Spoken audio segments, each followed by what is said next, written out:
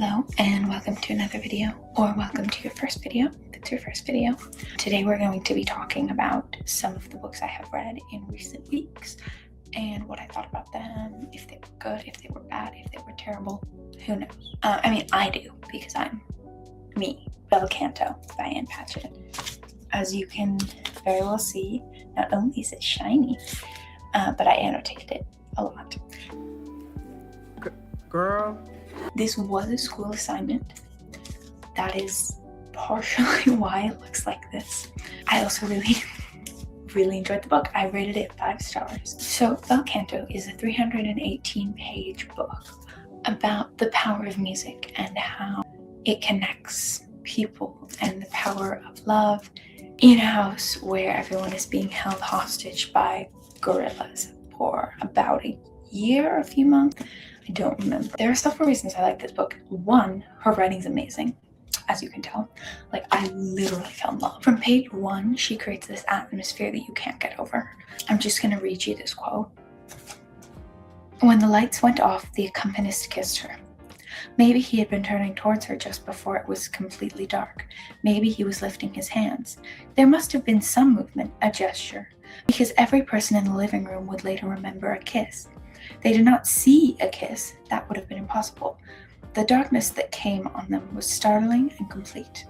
Not only was everyone there certain of a kiss, they claimed they could identify the type of kiss. It was strong and passionate, and it took her by surprise. So the writing really intrigued me and really got me invested. And then it's very much a character study. And I started following these characters, and they were also interesting, and they all had these intricate lives and personalities and feelings. And I know that's what a book is supposed to have, but it was just so much more extreme in this book, and I loved it. I've fallen in love with so many characters in this book, and it's all these people coming together and connecting in a place that's just so out of the realm of normalcy. It's got this weird, euphoric, fever dream quality to it that I love. The next book we're going to talk about is called All of Us Villains by Foody and Herman. It's a 300-ish page fantasy book set in a world where there is no longer any magic, except for this one room that just has all the magic. And these 5 families compete in a tournament, basically to decide which of these 5 families is going to own this magic and have control of the magic. Things go wrong. I gave it 4 stars. Which is still amazing. That's great for a book. It definitely kept me hooked. I try not to focus on romance in books where it's not the main thing, but something about this book, there are these characters that I just keep shipping with these other characters, and it's so bad. I don't know. I have shipped a lot of people in this book. But yeah, it was really interesting. The writing was very nice. It was definitely more simple. This felt a little bit more, not YA, but leaning more towards YA.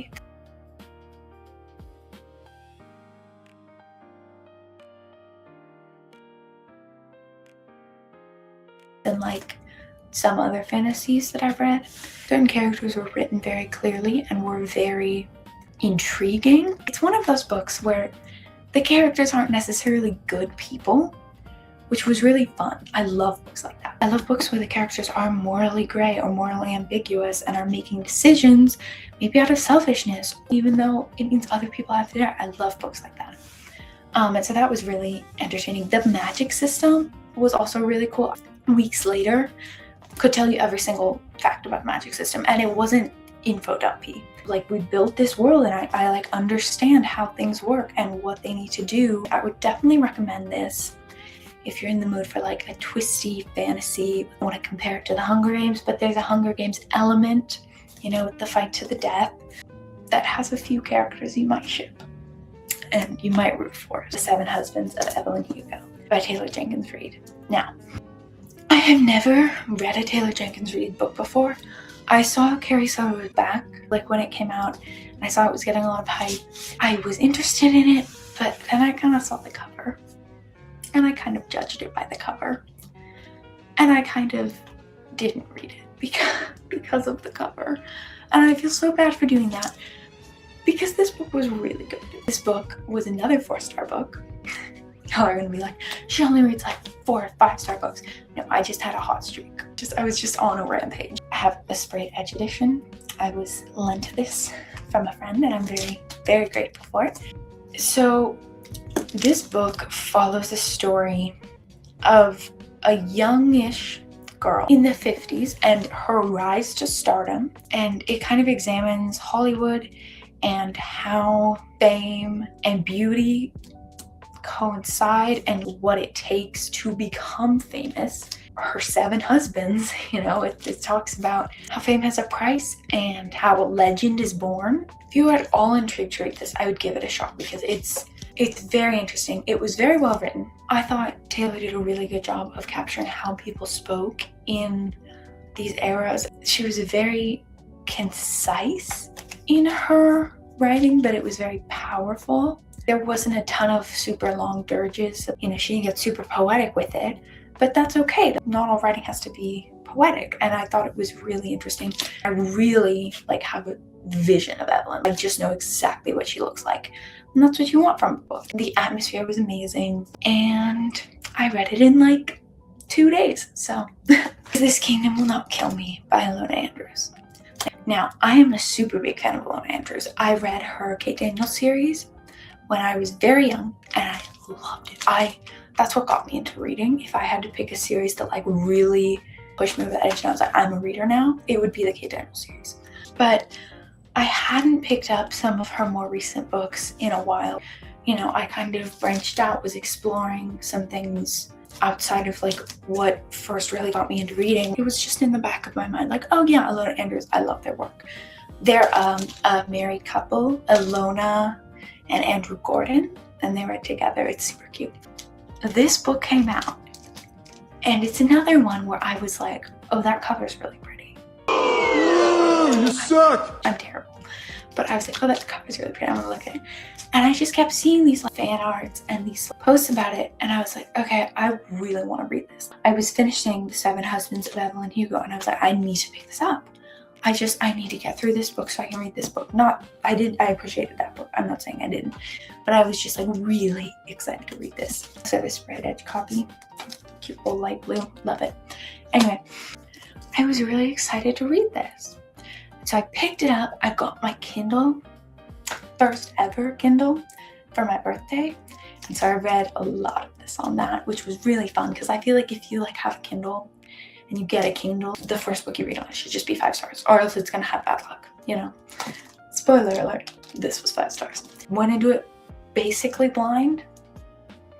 Amazing. I miss going into books blind. I dislike being able to look on my phone and scroll and just know most of the book, and then go in and read it, and it's oh, I knew that. Yeah, that's what's happened, what I saw that was going to happen.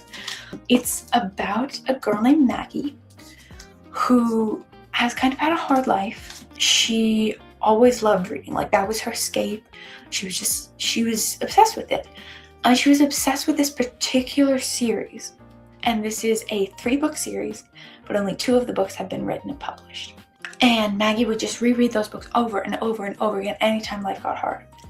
And one day, she wakes up naked in a ditch in the book. Literally in the book world. Because she has read these books over and over and over, she knows so much about the world and about the characters. And now she's in the book. And these books end in tragedy. Obviously, the 3rd book hasn't been written yet.